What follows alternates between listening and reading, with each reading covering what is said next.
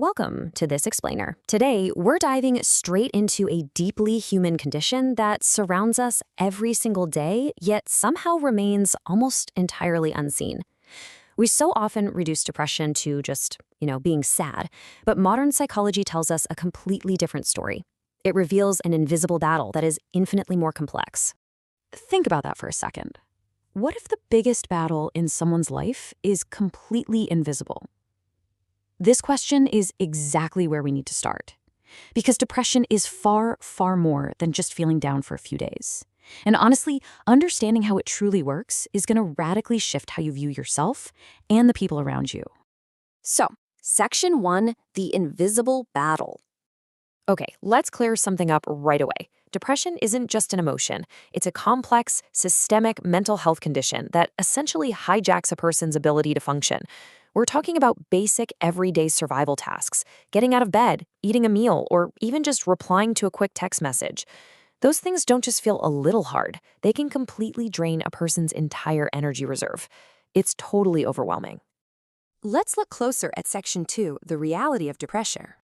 You've probably heard the myths, right? Society loves to push this idea that depression is just a lack of willpower. People say, oh, just think positive, or you just need to be stronger.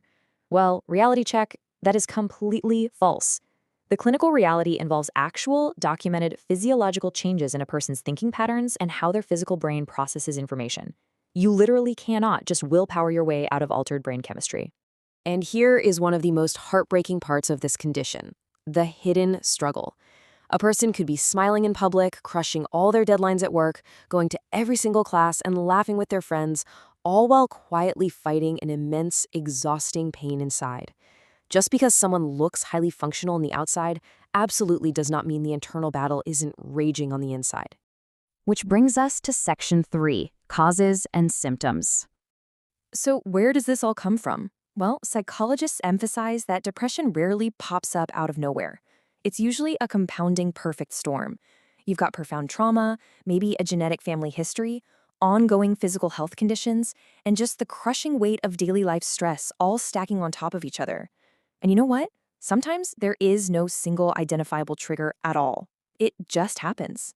Because it is such a systemic condition, a person's biological rhythms just get heavily disrupted.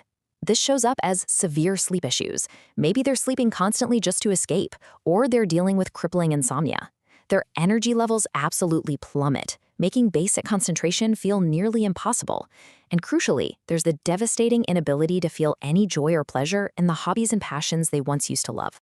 All of this physical toll feeds directly into a really brutal cognitive loop.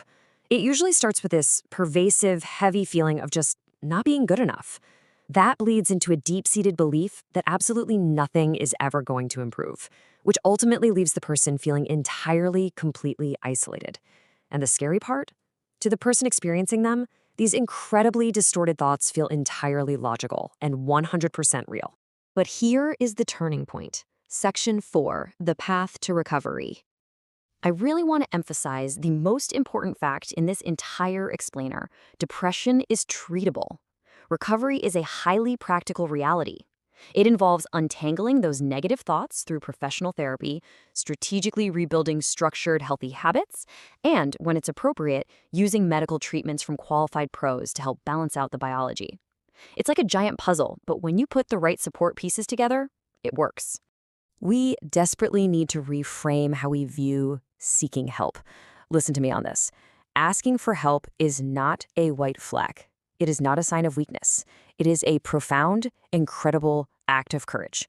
I mean, we don't stigmatize someone for getting a cast on a broken leg, right? Mental health requires that exact same rigorous, unabashed medical care. No shame attached.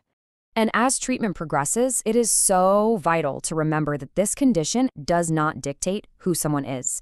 It doesn't define their intelligence, it doesn't define their value, and it certainly doesn't define their future.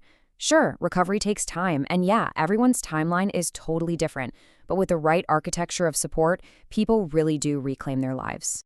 Finally, let's talk about our role in Section 5, the power of compassion. You definitely don't need a medical degree to be an anchor for someone. Really, you just need to be human. Listen to them without instantly trying to fix their problems. Check in consistently so they know they haven't just disappeared from your radar. Gently encourage them to get professional care, and honestly, sometimes you just have to hold on to hope for them when their own brain simply won't let them see it. Because at the end of the day, understanding depression isn't really about memorizing clinical definitions or psychology facts. It's fundamentally about learning compassion. Mental health matters because every single human life matters. Sometimes the absolute best, most effective thing we can do for someone who is hurting is simply be there. You never truly know what someone else is carrying. It could be the barista pouring your coffee, your coworker on Zoom, or the friend who just sent you a hilarious meme.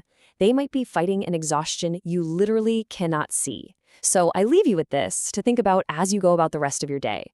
How can you deploy just a little bit more patience and kindness to the invisible battles being fought all around you? Thank you so much for exploring this with me.